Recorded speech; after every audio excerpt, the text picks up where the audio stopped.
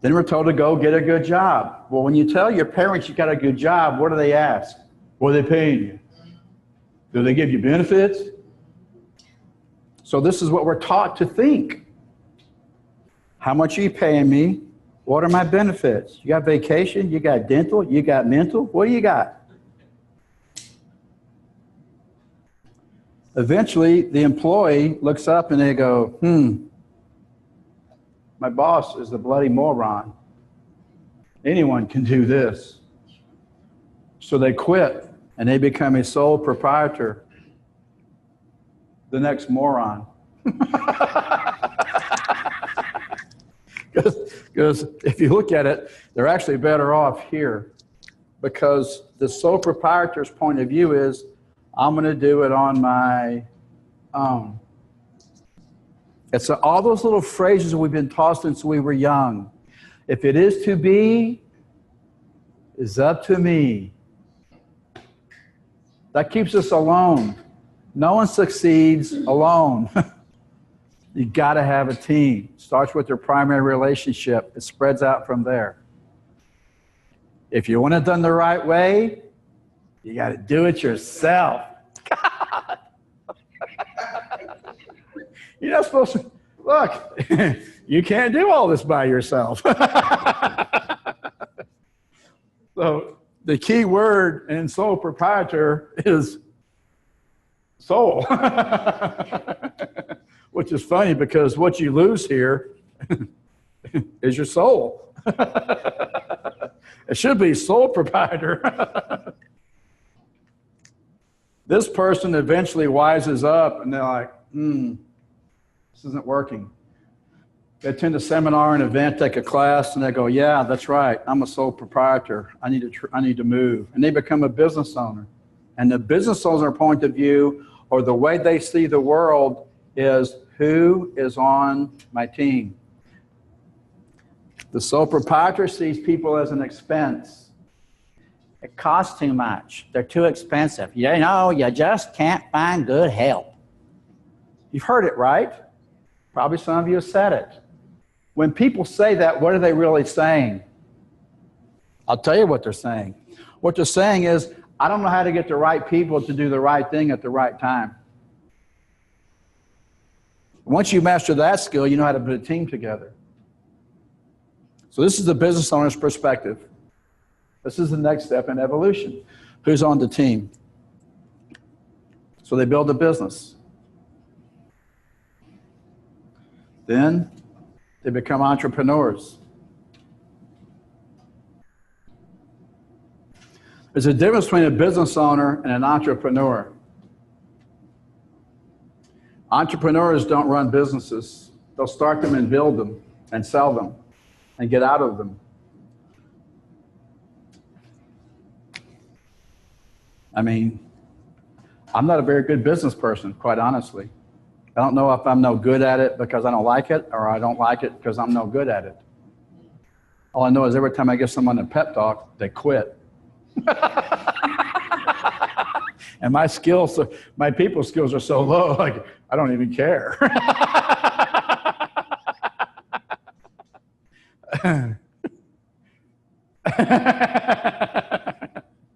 It's gotten so bad, my wife has said, look, please don't talk to the staff anymore.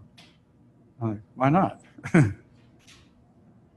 I get the look. You know.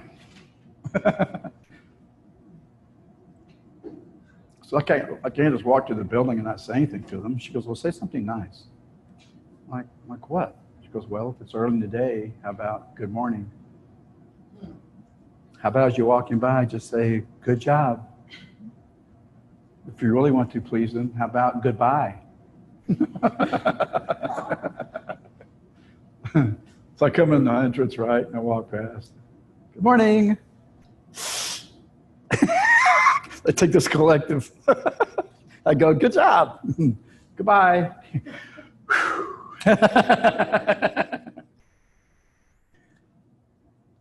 This takes a developed skill set to run a business. Highly developed skill set.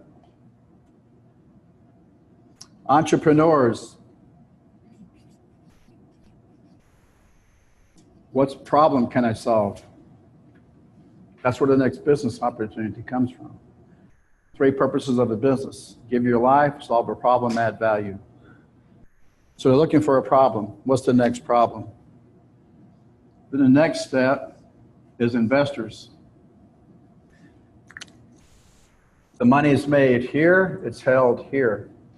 Multiple businesses, multiple pieces of property.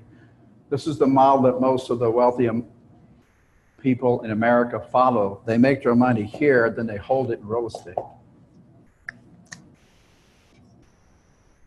And the point of view that the investor comes from is, what is my ROI? So, how smart am I? Well, how many A's did you make? What's my money? What's my benefit package? And how much are you paying me? I'm going to do it on my own. Where's my team? How can I solve more problems? What's my ROI? So this is the evolution, what I call evolution of humans in business. And then the last step is here. It's philanthropist. This is what I'm doing my best to tell you right now. Once you get time and money, you go out and fulfill your life's purpose, which is what you wrote down. If you had all the time and all the money, what would you do for the rest of your life? So when I look around, I see lots of problems. Most of them money will cure.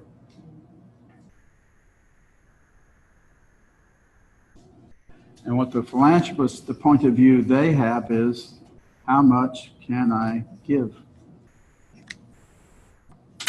So if you understand this, then the basis of capitalism is based on giving. So the education system has a product. Their product is employees. People who follow rules, be good, do as you're told, make good grades, get a good job, work hard, do all that stuff. Our product is philanthropists. So that's why we teach mastery of time and money. So that's the purpose and that's the goals of the organization. Any questions? Income producing activities.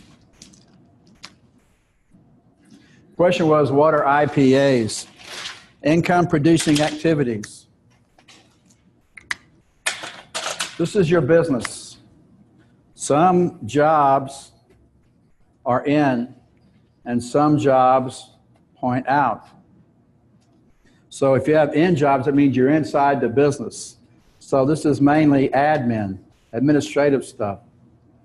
Out is marketing, sales, things that make money. So when you start scheduling your time, what I'm going to ask you to do is focus on income producing activities.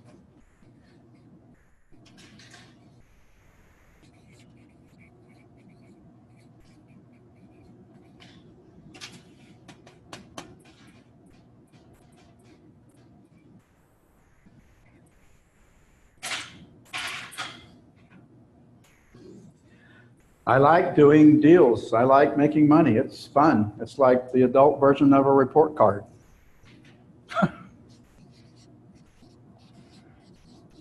You have a P&L, a balance sheet, and a cash flow statement. We did this. We did a whole event on this. This tells you what you did. This tells you what you have. This tells you where the money went. It's the adult version of a report card.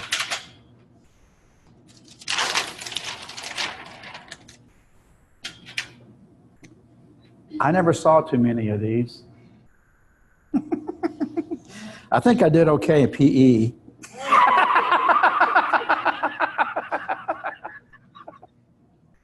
Pretty sure I got A's in PE. but I still remember, well, the worst day, like, it's like, okay, report card day. I went, oh, man, I get it when I get home, man. Got a good day for Wayne. But my teacher, she's always like, you take some salt and rub it in the wound. He has so much potential. If he would just apply himself. Why can't he be like his brother?